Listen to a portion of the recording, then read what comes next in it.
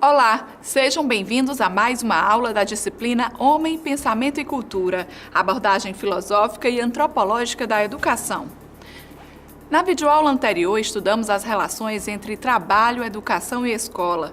Nas nossas reflexões, você deve ter compreendido que o trabalho é essencial para a produção do mundo humano, pois é trabalhando que homens e mulheres o constroem e o transformam, e que com o trabalho nos educamos e educamos aos outros. Nesta videoaula, refletiremos sobre o sentido dos valores na construção da humanidade de homens e mulheres.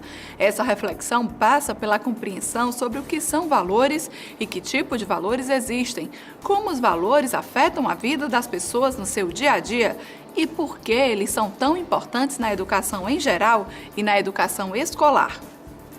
Curiosos? Então vamos começar nossas reflexões e estudos sobre o sentido dos valores na construção do devir humano. Para iniciar, retomemos então a investigação. Como nos fazemos humanos nas e pelas práticas valorativas? Vem cá, a dignidade humana tem valor? Tem, a dignidade humana tem valor. Quanto custa? Não sei dizer. Dá para trocar? Não, não dá para trocar. É possível vender? Vender? De jeito nenhum. Quanto se paga por ela? Não há valor que se pague pela dignidade humana. Como vocês devem ter percebido, as perguntas realizadas se referiram apenas a um tipo de valor, o valor de mercado, isto é, o preço estipulado na troca de uma mercadoria por dinheiro. O valor de mercado tem uma forte influência na organização do mundo humano atualmente, tanto que quando se fala em valor, logo se pensa em dinheiro. O valor de mercado interessa aqui apenas para chamar sua atenção de que a educação, elemento central do devir humano, tem sido valorizada como mercadoria de uns tempos para cá. Mercadoria cara não é para qualquer um, não. E quem não puder pagar pela educação o valor de mercado, como fica? Para essa cultura que valoriza tudo como mercadoria, quem não puder pagar fica de fora, fica excluído. Simples, não? Não é assim tão simples, pois a educação e a dignidade humana têm outros valores que não os de mercado, pelos quais você não paga em dinheiro, mas com a própria dignidade. São valores estéticos, éticos e políticos. Os valores estéticos dizem respeito à afetividade e à sensibilidade, à percepção e ao sentimento das pessoas em relação às coisas, às outras pessoas, às ideias. Para expressar o que sente, o homem se vale de diversas possibilidades: a fala, a escrita, os gestos, o desenho, a música, o artesanato, a dobradura, a aparência do nosso corpo.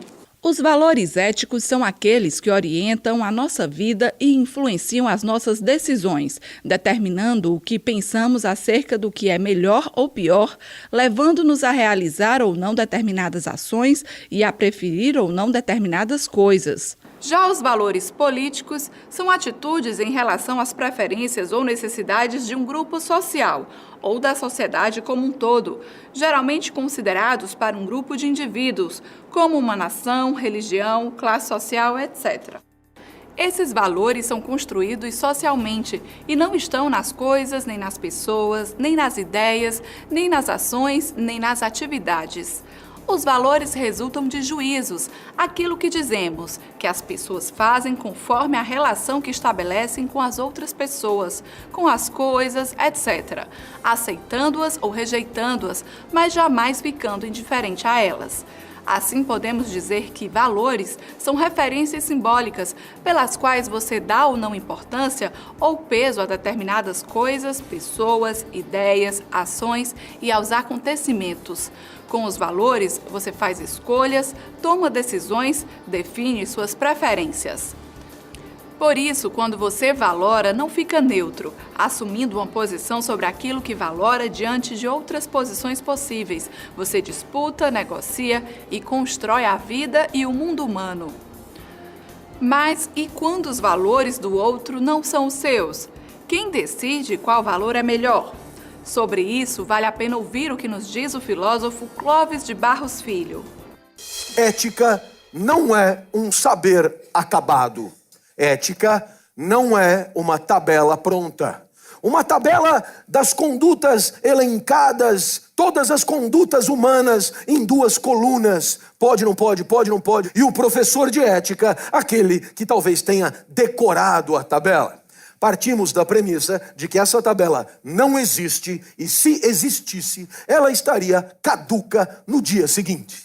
Porque no dia seguinte estaríamos diante de situações inéditas que teriam tornado a tabela obsoleta. Razão pela qual acreditamos que ética tem a ver com liberdade. A possibilidade que temos de escolher como queremos conviver. A ética parte de uma premissa. A nossa convivência pode ser diferente do que ela é. E, portanto, a nossa convivência pode ser melhor do que ela é. A ética é a inteligência compartilhada a serviço do aperfeiçoamento da convivência. As formigas, por exemplo, também convivem, mais intensamente do que nós, talvez. E todos sabemos como as formigas convivem. Quase todas elas trabalham 24 horas, 2 ou 3 não fazem nada e ficam com tudo. Estranhíssima a convivência entre as formigas. Só que no caso do formigueiro, tem que ser assim. As formigas são regidas pela sua natureza, são escravas do seu instinto e não podem conviver diferentemente. Um formigueiro na Idade Média funcionava como funciona um formigueiro hoje. Mas no nosso caso, por mais que não possamos nos orgulhar muito da nossa convivência, temos um alento. Ela pode ser diferente do que ela é. E cabe a nós a tarefa de refletir, de pensar conjuntamente, de argumentar dentro de um grande espaço de diálogo para aperfeiçoá-la dia a dia, para que amanhã seja melhor do que hoje. Ética é porque há liberdade. Se abrirmos mão da liberdade de fazer a sociedade que queremos, teremos também aberto mão da ética. Você deve ter percebido que essa valoração tem a ver com o projeto de vida social que você e seu grupo imaginam, sonham e esperam alcançar. Para alcançá-lo é preciso fazer escolhas e decidir sobre o que é necessário para viver essa vida sonhada.